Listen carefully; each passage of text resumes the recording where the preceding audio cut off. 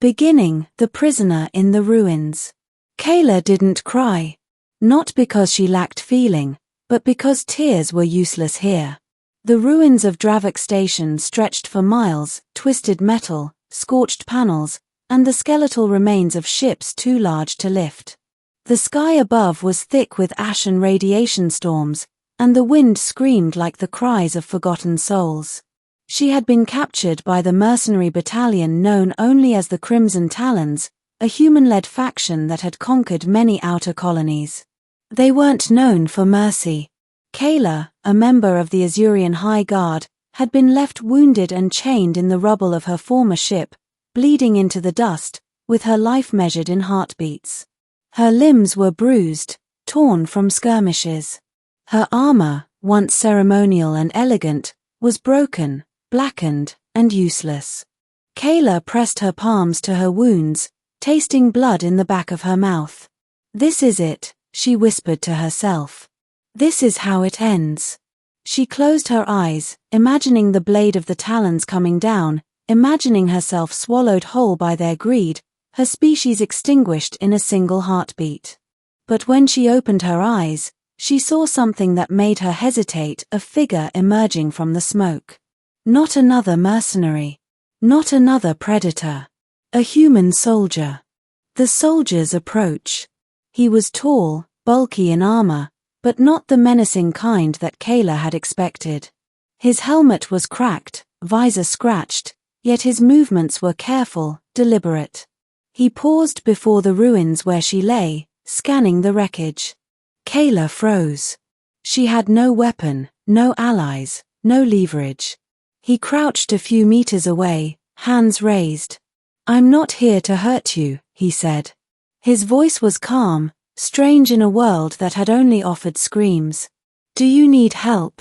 Kayla's heart hammered. She didn't trust humans.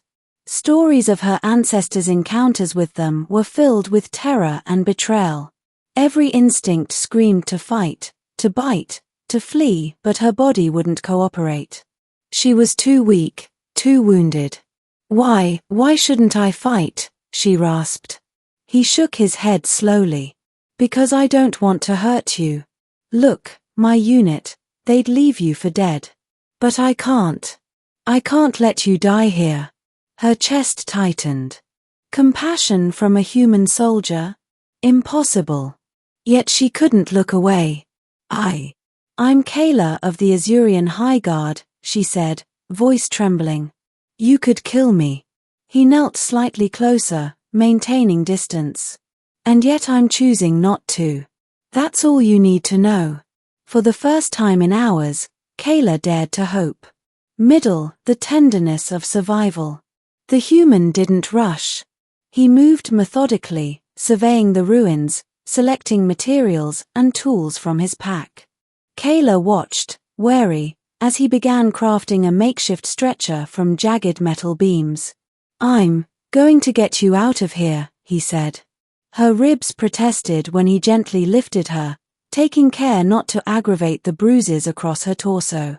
His hands were careful, deliberate, precise. Not strong, not clumsy, just human. Real. Kayla felt her chest tighten, not from fear, but from something unnameable. She had been trained to withstand agony, betrayal, even the loss of comrades. Yet this simple act of care, this human showing concern for her life, hit her deeper than any weapon ever could. They moved through the ruins. Smoke and dust swirled around them, obscuring danger, hiding predators. Kayla's senses remained sharp, scanning for threats. She knew one wrong move could end her life. The human soldier seemed to understand, never pushing her, never speaking in commands or threats. He only said what she needed, directions, reassurances, soft warnings. "Almost there," he whispered. They reached a small bunker partially buried in the rock, intact enough to offer shelter. The soldier gently lowered her onto a makeshift cot of debris. "Stay still," he said. "I need to stabilize your wounds." Kayla watched as he examined the gashes along her arms and legs, the bruises darkening across her chest. He used a field kit, antiseptic, bandages, anything he could salvage. His hands were steady, his movements careful, almost reverent.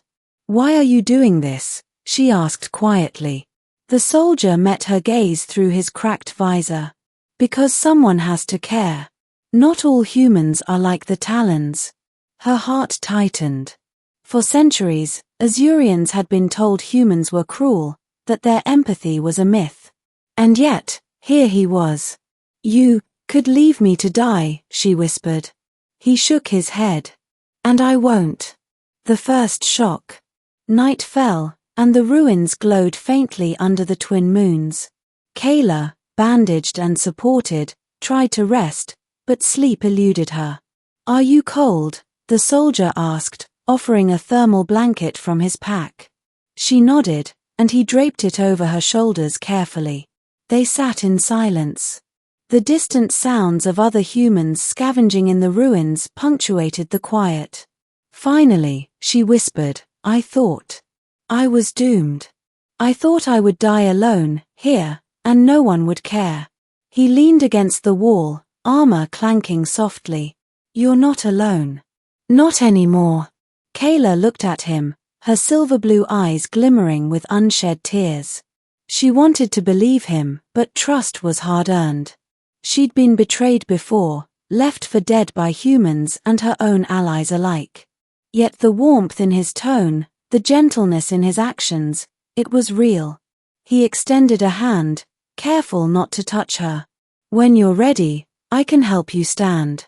But only if you want." Her breath caught. No human had ever asked for her consent before, only taken what they wanted.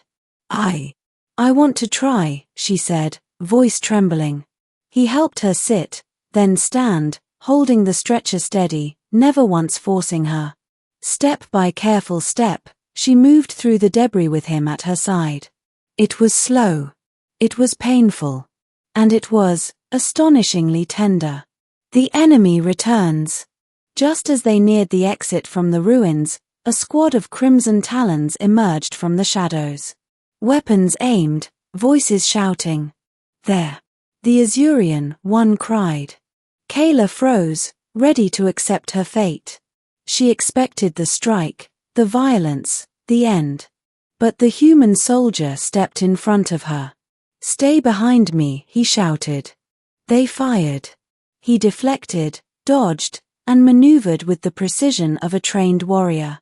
Kayla, despite her pain, noticed the care he took to ensure none of his movements endangered her. The Talons advanced. Kayla's heart raced. Every instinct screamed for her to flee, to surrender, to give up. And then he turned, facing the attackers, arms raised, not threatening, but commanding. His aura, whatever humans had, radiated control. "Leave her," he barked. "I'm taking full responsibility." They hesitated. Not used to a human acting with such decisiveness, such bravery. Kayla felt something stir within her, a hope she hadn't felt in hours. In the next moments, the Talons fired, the soldier dodged, and using the environment, he caused a small rock collapse that blocked the path.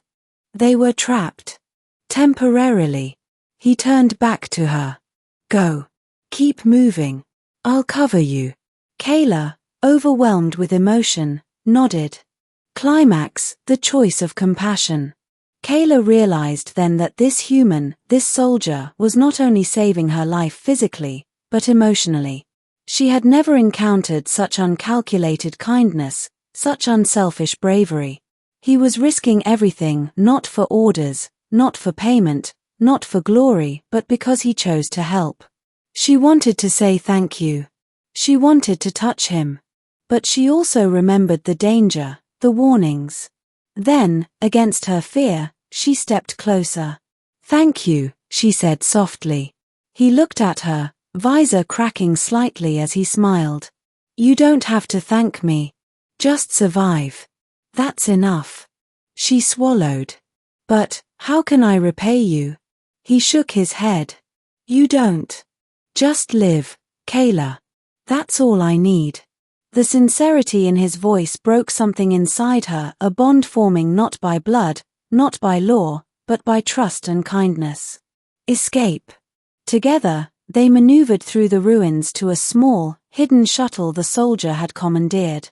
Kayla leaned on him, careful but deliberate. Once aboard, the engines hummed. He checked the navigation, then looked back. "You'll be safe. I promise." Kayla realized something profound. She had expected doom, but the human soldier had shown her mercy, care, and protection. He had turned despair into hope.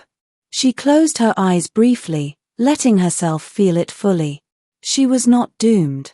Not anymore. Ending hope amid the ruins. When they landed at a friendly outpost, Kayla stepped down, still weak but alive.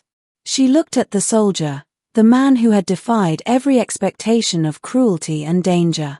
"Evan," she asked. He nodded. "Alive.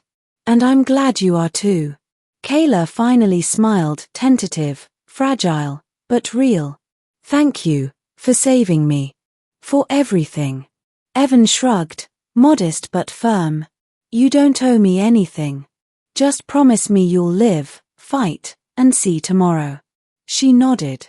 For the first time in hours, Kayla felt warmth she thought she'd never feel in the ruins. Because she had been doomed until a human soldier showed kindness instead. And in that kindness, she found hope.